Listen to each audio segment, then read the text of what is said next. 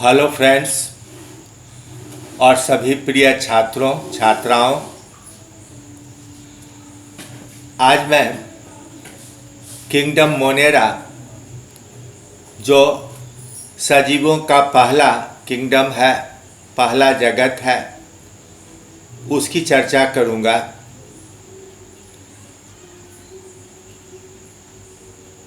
Kingdom Monera पूर्ण रूप से प्रोकैरियोट नामक कोशिकाओं से बने हुए सजीवों का समूह है। प्रोकैरियोट मतलब जिसमें न्यूक्लियस जैसी रचना की प्रथम उत्पत्ति हुई हो या उसके पूर्व की रचना हो।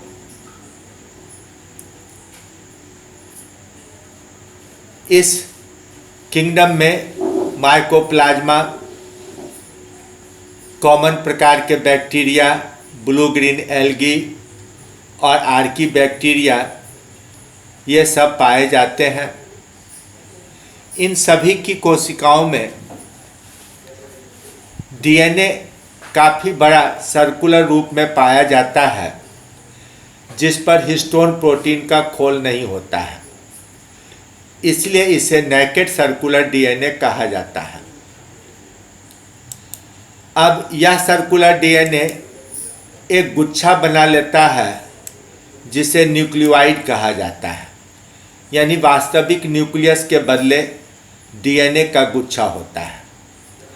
इस एक बड़े सर्कुलर डीएनए के अलावे इसमें छोटे छोटे कुछ और सर्कुलर डीएनए होते हैं जिन्हें प्लास्मिड कहा जाता है।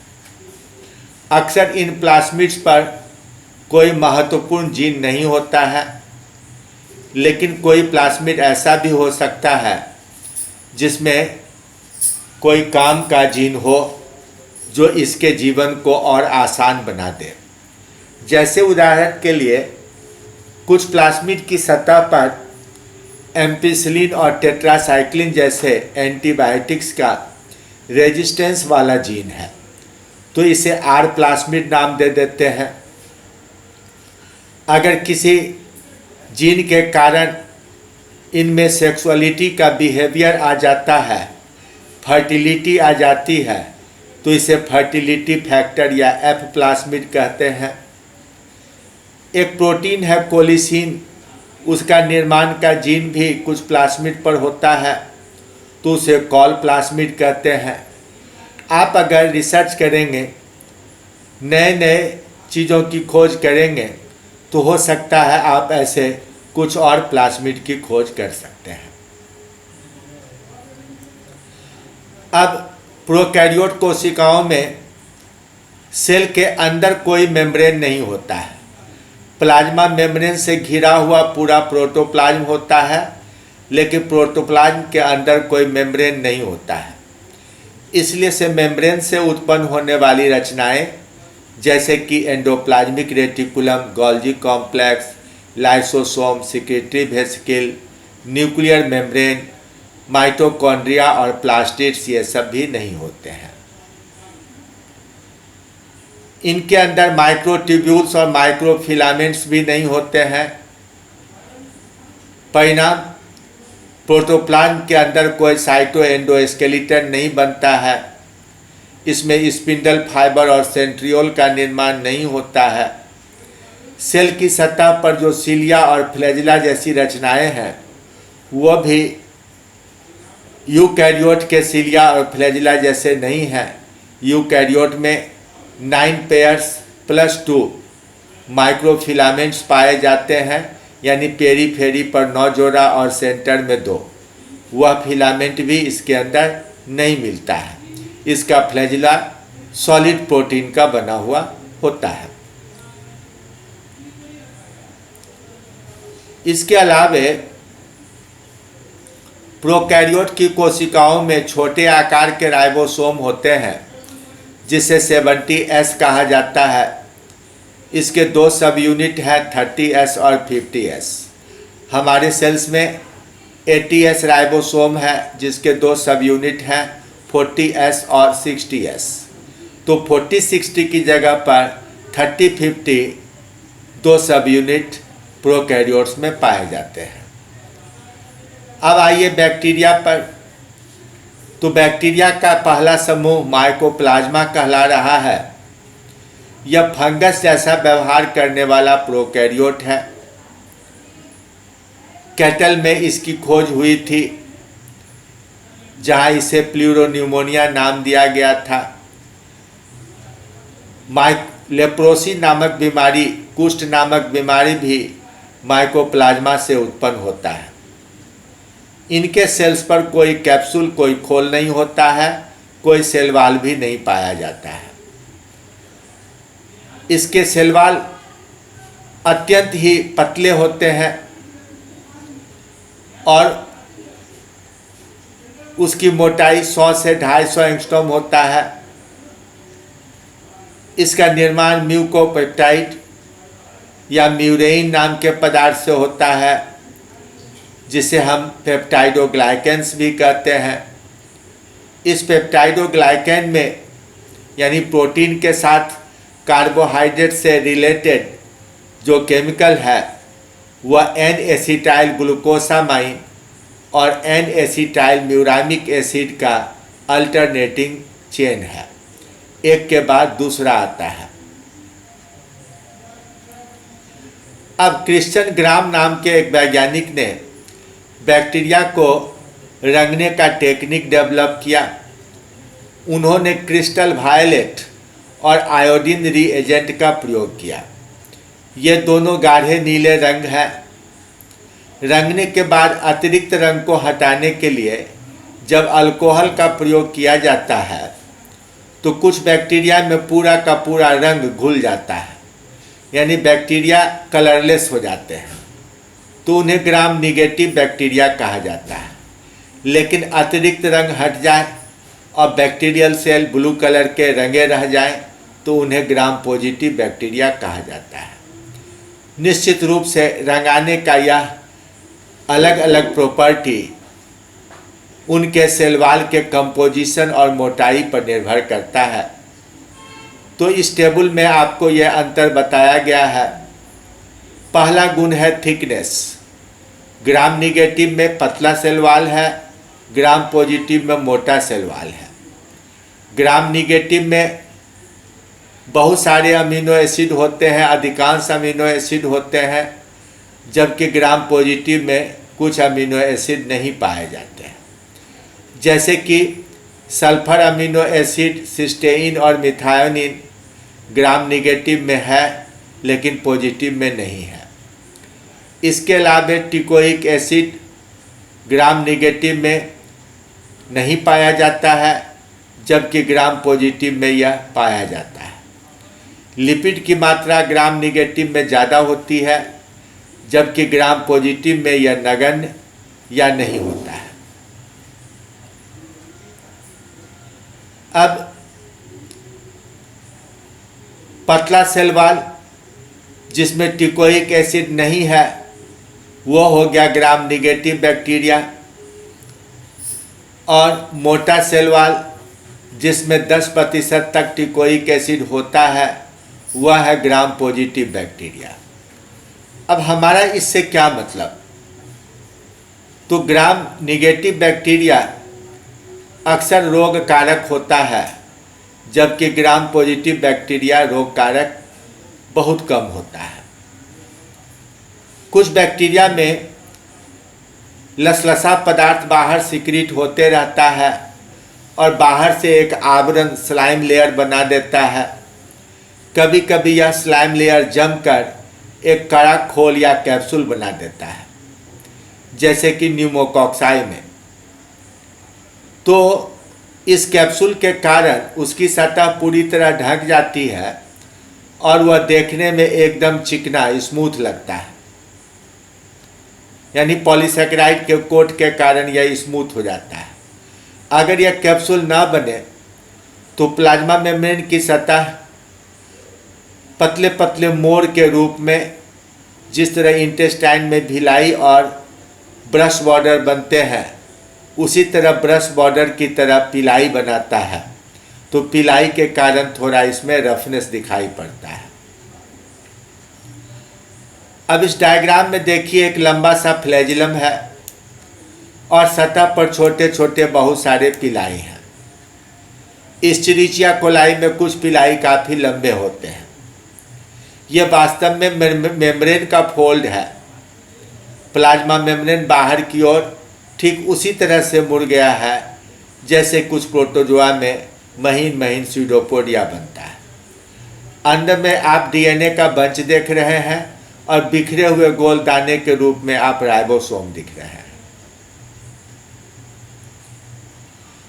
अधिकांश रोग कारक बैक्टीरिया जो typhoid, cholera, plague, meningitis, syphilis, gonorrhoea, tetanus इत्यादि उत्पन्न करते हैं वह सभी ग्राम निगेटिव बैक्टीरिया हैं, जबकि फूड पॉइजनिंग करने वाला क्लोस्ट्रीडियम बोट्यूलिनम एक ग्राम पॉजिटिव बैक्टीरिया है। आप इस पॉइंट को याद रखेंगे कि क्लोस्ट्रीडियम बोट्यूलिनम से फूड पॉइजनिंग होता है और यह एक ग्राम पॉजिटिव बैक्टीरिया है। अब चूंकि बैक्टीरिया में माइटोकॉन्ड्रिया नहीं होता है, इसलिए इन्हें एनारोबिक रेस्पायरेशन अनॉक्सी श्वसन करना चाहिए। लेकिन किसी किसी बैक्टीरिया में प्लाज्मा मेम्ब्रेन की सतह मुड़कर फोल्डेड होकर या घड़ा जैसा एक गड्ढा बनाकर उसी के अंदर क्रेब्स साइकिल से संबंधित सारे एंजाइम्स और इलेक्ट्रॉन ट्रांसपोर्ट सिस्टम को अपनी सतह पर चिपका लेता है। इस रचना को मीजोसोम कहा जाता है और यहीं पर क्रेब्स साइकिल की सारी प्रतिक्रियाएं, इलेक्ट्रॉन ट्रांसपोर्ट की सारी प्रतिक्रियाएं हो सकती है। इसलिए ऐसे बैक्टीरिया को एरोबिक बैक्टीरिया कहा जाता है। गंदे नाली तालाब के जल में यह काफ़ी मात्रा में मिलता है। अब चूंकि इनके अंदर क्लोरोप्लास्ट नहीं है, इसलिए इन्हें फोटोसिंथेसिस भी नहीं करना चाहिए। लेकिन कई ऐसे बैक्टीरिया हैं जैसे ब्लू ग्रीन एल्गी है जिसके अंदर प्लास्टिड तो नहीं है, लेकिन फोटोसिंथेसिस के लिए क्लोरोफिल पाया जाता है। तो अधिकांश बैक्टीरिया हेटेरोट्रॉफ होते हैं, लेकिन कुछ बैक्टीरिया ऑटोट्रॉफ हो सकते हैं। ब्लू ग्रीन एल्गी का दूसरा नाम साइनोबैक्टीरिया है। इसके अंदर थाइलाक्वाइड मेम्ब्रेन पाया जाता है। इसी मेम्ब्रेन की सतह पर क्लोरोफिल है, इसलिए यह फोटोसिंथेटिक बैक्टीरिया है। अब आमतौर से बैक्टीरिया को उसके आकार प्रकार के आधार पर वर्गीकृत किया जाता है।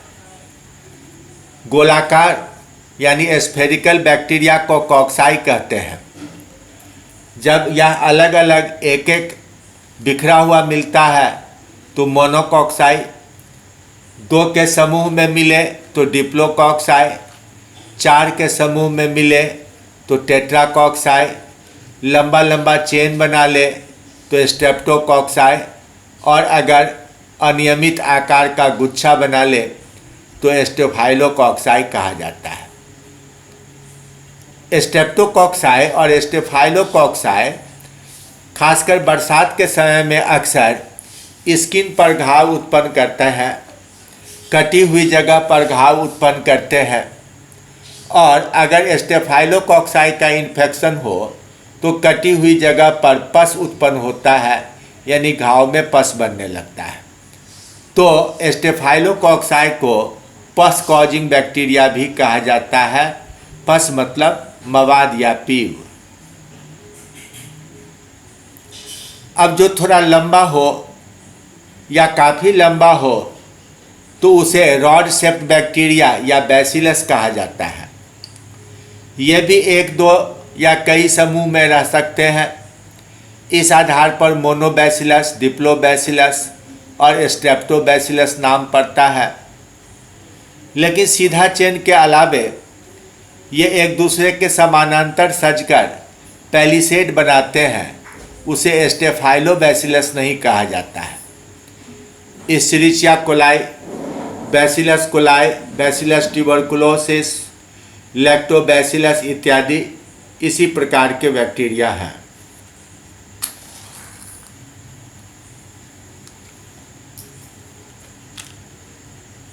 तीसरा समूह विब्रियो कहलाता है।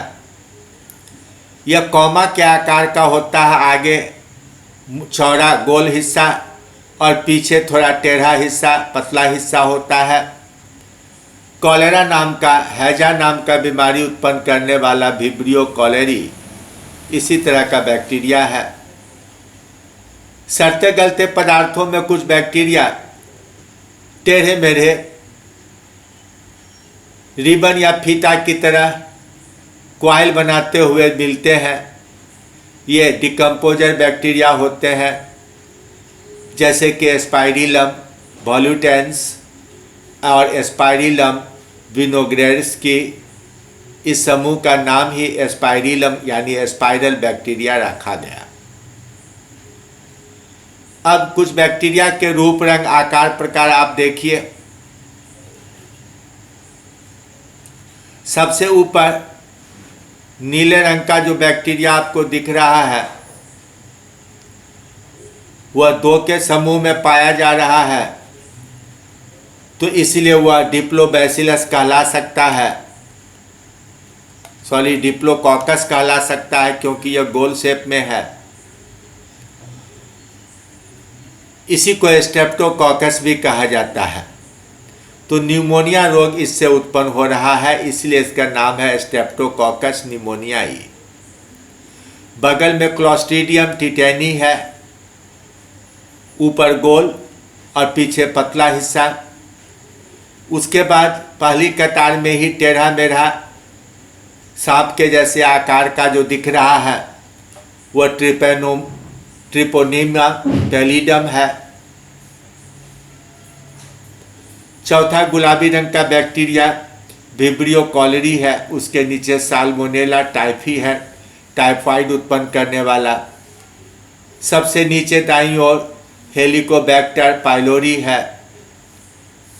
बाईं ओर गुलाबी सेल्स का बंच स्टोफाइलोकॉकस ऑरियस है, और तब बीच में लीजियोनेला न्यूमोफिला, उसके नीचे क्लोस्ट्रीडियम बोटुलिनम जिससे मैंने कहा फूड पॉइजनिंग होता है, और स्ट्रेप्टोबैसिलस मोनिलिफॉर्मिस है।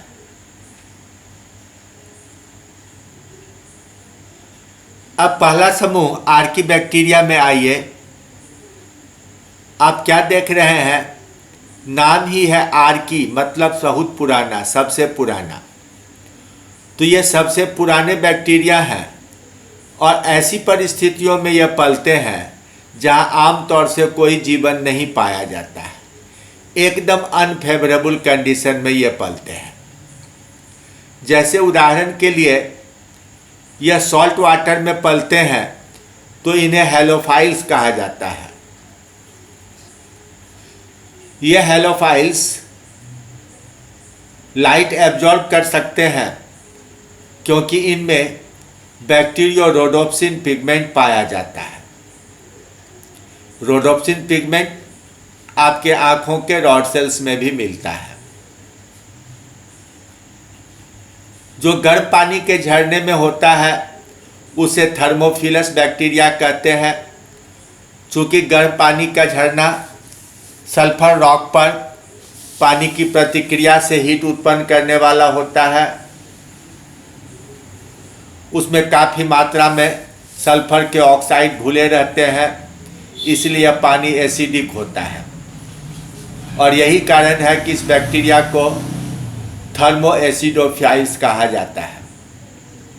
ये हाइड्रोजन सल्फाइड को ऑक्सीडाइज करके अपना मेटाबॉलिक एनर्जी प्राप्त करते हैं।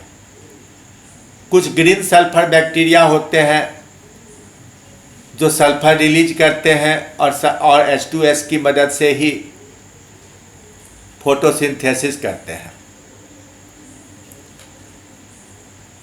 कुछ ऐसे बैक्टीरिया हैं जो ऑर्गेनिक पदार्थों को सड़ा गलाकर मीथेन उत्पन्न करते हैं, तो इसे मीथेनोजेन कहा जाता है। गाय भैंस के गोबर में ऐसे बैक्टीरिया पाए जाते हैं, इसलिए उन गोबर से बायोगैस बनाया जाता है। ये बैक्टीरिया पूर्ण रूप से एनारोबिक बैक्टीरिया होते हैं, यानी अनॉक्सी श्वसन करते हैं। अब जो आर्की बैक्टीरिया होते हैं उनका लिपिड बाइलेयर में एस्टर बॉन्ड नहीं मिलेगा, क्योंकि फैटी एसिड की जगह पर फैटी एल्डिहाइड यानी लॉन्ग चेन एल्डिहाइड्स पाए जाते हैं और वो ग्लिसरॉल से एस्टर बॉन्ड की मदद से जुटे होते हैं। इनके सेल वॉल और प्लाज्मा मेम्ब्रेन में काफ़ी डाइवर्सिटी और जटिलताएं पाई जाती है। पेप्टाइडोग्लाइकेन की जगह पर इसका सेल वॉल में स्यूडोम्यूरेइन नाम का एक मिलता जुलता पदार्थ पाया जाता है। अब माइकोप्लाज्मा यह सबसे छोटा है, सिर्फ 0.2 माइक्रोमीटर इसका डायमीटर है। इसे लुईस पास्चर ने फेफड़े के सिक्रीशन में कैटल के अंदर खोजा था। उसे उन्होंने प्लूरोन्यूमोनिया नाम का ऑर्गेनिज्म माना, प्लूरोन्यूमोनिया लाइक ऑर्गेनिज्म PPLO, यही सबसे छोटा सेल है। लेकिन अब इसे माइकोप्लाज्मा नाम दिया गया है। नोवाक नाम के वैज्ञानिक ने यह नाम 1929 में दिया था। चूंकि इसमें सेल वॉल नहीं है, इसलिए इसका आकार प्रकार अमीबा की तरह बदल सकता है, यानी प्लियोमॉर्फिक होते हैं कई रूप रंग में पाए जाने वाले। तो कभी कभी इसे जोकर्स ऑफ माइक्रोबायोलॉजी भी कहा जाता है। यह सयानोबैक्टीरिया यानी ब्लू ग्रीन एल्गी है। पहले इसे एल्गी ही माना जाता था, लेकिन बाद में इसे बैक्टीरिया माना गया। इसके अंदर थाइलाक्वाइड मेम्ब्रेन है, जिसमें क्लोरोफिल ए, कैरोटीनॉइड और फाइकोबिली प्रोटीन पाए जाते हैं।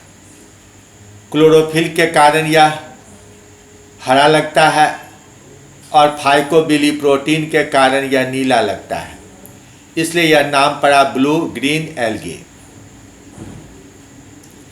इसमें फोटो सिस्टम 1 और 2 मिलता है, इसलिए फोटो ऑटोट्रॉफ है। इसके अलावा यह इसकी कई स्पेसीज नाइट्रोजन फिक्सेशन करता है, नाइट्रेट और नाइट्राइट बना सकता है, इसलिए इसका उपयोग बायो फर्टिलाइजर के रूप में होता है। अब यह हाइपोथेटिकल डायग्राम है एक साइनोबैक्टीरिया सेल का, जिसमें बाहर से एक कैप्सूल है, उसके बाद प्लाज्मा मेम्ब्रेन है और उसके अंदर एक काल्पनिक थाइलाक्वाइड मेम्ब्रेन बनाया गया है। हरा रंग देने का मतलब यहाँ हुआ कि इसी पर क्लोरोफिल ए पाया जाता है, जिसके कारण इसका रंग हरा होता है। अब ये फोटोग्राफ है नॉस्टॉक के फिलामेंट का। तालाबों में यह आराम से दिखाई पड़ जाते हैं, मिल जाते हैं। इसमें बीच बीच में जो बड़ा थोड़ा ब्राउनिश टाइप का सेल दिख रहा है वह इसका हेटेरोसिस्ट है। यह एसेक्सुअल रिप्रोडक्शन के लिए बना हुआ विशेष सेल है। आप यहाँ ध्यान देंगे कि चाहे कोई भी बैक्टीरिया हो, उसमें सेक्सुअल रिप्रोडक्शन नहीं होता है। स्पोर बना के या बाइनरी फिजन के द्वारा वे एसेक्सुअल रिप्रोडक्शन ही करते हैं। अब साइनोबैक्टीरिया को 5 ऑर्डर में बांटा गया, लेकिन आपको ऑर्डर्स की ज़रूरत नहीं है। आप कुछ एग्जाम्पल्स ध्यान में रखेंगे। स्पाइरुलिना, ओसिलेटोरिया, नॉस्टॉक और एनाबीना, ये 4 नाम आप ध्यान से देखें। चौथे लाइन में है स्पाइरुलिना और ओसिलेटोरिया और छठे लाइन में है नॉस्टॉक और एनाबीना। अब नॉस्टॉक और एनाबीना का इतना तेज़ी से ग्रोथ और डिवीज़न होता है कि कम से कम समय में यह पानी की सतह पर एकदम छा जाता है, पूरे सतह को भर देता है। यानी कि सरफेस पर एक ब्लूम तैयार करता है। ओसिलेटोरिया हाईली पॉल्यूटेड पॉन्ड में पाया जा सकता है।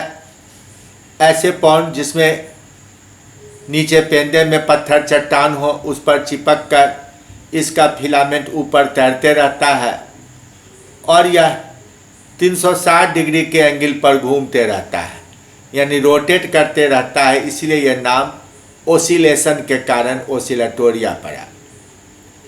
अब कई साइनोबैक्टीरिया ऐसे हैं, ब्लू ग्रीन एल्गी ऐसे हैं जो हायर प्लांट के रूट में भी मिलते हैं, जैसे साइकस के कोरलॉइड रूट में, स्पॉन्ज और सिलेंटेटा के बड़ी वाल में मिलते हैं, क्लोरीला और जेंथीला ऐसे ही ब्लू ग्रीन एल्गी हैं।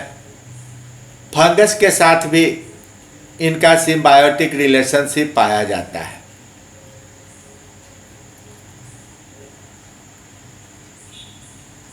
स्पाइरुलिना नाम का blue green algae protein rich होता है।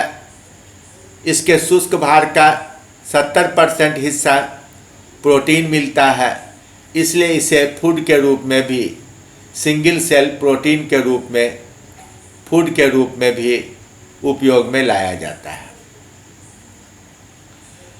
अब कुछ सोपोसी बैक्टीरिया को देखिए, ऑटोट्रोफिक को देखिए। ये अपना एनर्जी फोटोसिंथेसिस से या इनऑर्गेनिक पदार्थों से प्राप्त करते हैं। जो फोटो ऑटोट्रॉफ हैं, जैसे कि ग्रीन सल्फर बैक्टीरिया, क्लोरोबियम, क्लोरोसीडोमोना, और पर्पल सल्फर बैक्टीरिया जैसे क्रोमेशियम, ये हाइड्रोजन सल्फाइड और थायोसल्फेट से हाइड्रोजन प्राप्त करते हैं और उसकी मदद से ये फोटोसिंथेसिस कर सकते हैं। ये हाइड्रोजन सल्फाइड से सल्फर रिलीज होगा और सोडियम थायोसल्फेट से सोडियम बाइसल्फेट बनेगा, और जो प्रोटॉन या हाइड्रोजन रिलीज होंगे उसका उपयोग ऑर्गेनिक सब्सटेंस के सिंथेसिस में होगा। जो कीमो ऑटोट्रॉफिक बैक्टीरिया होते हैं वे इनऑर्गेनिक पदार्थों को, जैसे अमोनिया, नाइट्रेट, नाइट्राइट, आयरन के आयंस इत्यादि का ऑक्सीडेशन करते हैं, तो ये कीमोसिंथेटिक बैक्टीरिया कहलाते हैं। हाइड्रोजिनोमोनास यह हाइड्रोजन को ऑक्सीडाइज कर रहा है, पानी बना रहा है और 56 किलो कैलोरी पर मोल एनर्जी प्राप्त कर रहा है। नाइट्रोसोमोनास और नाइट्रोबैक्टर अमोनिया का ऑक्सीडेशन करके नाइट्राइट बनाता है, 78.5 किलो कैलोरी पर मोल प्राप्त करता है। सल्फर को ऑक्सीडाइज करना, आयरन को ऑक्सीडाइज करना इस तरह के बैक्टीरिया के लिए बड़ा महत्वपूर्ण है, इसलिए इन्हें कीमो ऑटोट्रॉफ कहा जाता है, केमिकल की मदद से स्वपोषण। जो हेटेरोट्रॉफिक बैक्टीरिया है, विषमपोषी, ये अपना भोजन खुद नहीं बनाते हैं। ये ऑर्गेनिक पदार्थ को कार्बन के स्रोत के रूप में यूज करते हैं। इसमें जो फोटो हेटेरोट्रॉफ हैं उनमें क्लोरोफिल ए और बी है, लेकिन ये पानी से हाइड्रोजन प्राप्त नहीं करते हैं, उसके बदले यह इनऑर्गेनिक पदार्थों से हाइड्रोजन प्राप्त करते हैं।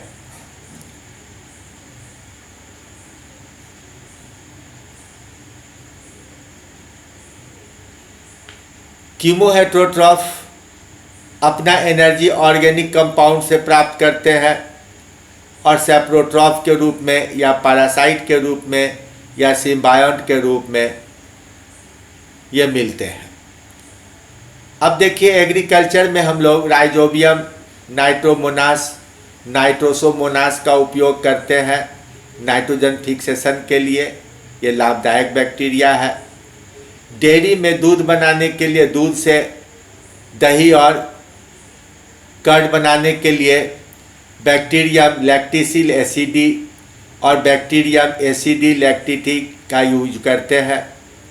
विनेगर के निर्माण में एसिटोबैक्टर एसिटी यूज करते हैं, ये एसिटिक एसिड बनाता है। जूट या पटुए का जो प्रोसेसिंग होता है रेशा बनाने के लिए तालाबों में छोड़ दिया जाता है, वहाँ क्लोस्ट्रीडियम ब्यूटाइरिकम काम करता है। तंबाकू को भी हम हवा में छोड़ देते हैं मॉइस्ट जगह पर, तो धीरे धीरे इसमें एक खुशबू आ जाती है जो बैसिलस मेगाथेरियम के कारण होता है। और इसी तरह चाय की पत्ती को भी मॉइस्ट प्लेस पर काफ़ी समय छोड़ा जाता है, 3 से 6 महीने तक, तो माइकोकॉकस कैंडिसेंस के कारण इसमें एक फ्लेवर आ जाता है। तो कई बैक्टीरिया लाभदायक होते हैं। अब कुछ बैक्टीरिया ऐसे हैं जो अन्य बैक्टीरिया को मारने के लिए एंटीबायोटिक्स नाम का कंपाउंड बनाते हैं। स्ट्रेप्टोमाइसिस ग्रेसियस से स्ट्रेप्टोमाइसिन और साइक्लोहेक्सिमाइड बनता है। स्ट्रेप्टोमाइसिस रिमोसस से टेरामाइसिन या ऑक्सीटेट्रासाइक्लिन बनता है। स्ट्रेप्टोमाइसिस ऑरियोफैसियन से ऑरियोमाइसिन या क्लोरोटेट्रासाइक्लिन बनता है। स्ट्रेप्टोमाइसिस एरिथ्रियस से एरिथ्रोमाइसिन बनता है और स्ट्रेप्टोमाइसिस फ्रेडी से नियोमाइसिन नाम का एंटीबायोटिक बनता है। ये सभी प्राकृतिक प्रोडक्ट हैं, लेकिन कई बैक्टीरिया हानिकारक होते हैं। न्यूमोनिया डिप्लोकोकस न्यूमोनियाई से, टाइफाइड फीवर साल्मोनेला टाइफोसा से, कॉलेरा विब्रियो कॉलेरी के कारण, प्लेग पास्चुरेला पेस्टिस के कारण, निसेरिया मेनिंजाइटाइड्स के कारण मेनिंजाइटिस नाम का रोग, निसेरिया गोनोरियाई से गोनोरिया और ट्रिपोनीमा पैलिडम से सिफिलिस नाम का जेनाइटल ट्रैक्ट इन्फेक्शन होता है। कोरिने बैक्टीरियम डिप्थेरियाई से डिप्थेरिया यानी गला बंद हो जाने की समस्या, माइकोबैक्टीरियम ट्यूबरकुलोसिस से टीबी नाम का रोग, बोर्टेडेला पर्टुसिस से हुपिंग कफ, क्लोस्ट्रीडियम टिटेनी से टिटेनस और माइकोबैक्टीरियम लेप्री से लेप्रोसी नाम का रोग होता है। इसके अलावा जानवरों में एंथ्रेक्स, ब्लैक लेग डिजीज, क्रमशः बैसिलस एंथ्रेसिस और क्लोस्ट्रीडियम चौभी से होता है। पौधों में भी soft rot of potato, citrus canker, blight of paddy, tundu disease, fire blight of apple इत्यादि बैक्टीरियल डिजीज है। टुंडू डिजीज का नाम जो कोरिनोबैक्टीरियम ट्राइटिसी से होता है, कई बार मेडिकल एंट्रेंस एग्जाम में पूछा गया है। इसी तरह ब्लाइट डिजीज जो जैंथोमोनास ओराइजी से होता है, वह भी पूछा जाता है। तो इस प्रकार आपने कई लाभदायक और कई हानिकारक बैक्टीरिया का विवरण सुना, उसकी बनावट, उसकी क्रियाविधि, वह कैसे अपना पोषण करता है, उसकी रचना कैसी होती है, ये सब बात आपने समझा। अब उम्मीद है कि बैक्टीरिया से रिलेटेड जितने सवाल आएंगे आप सभी का जवाब दे पाएंगे। Thank you very much.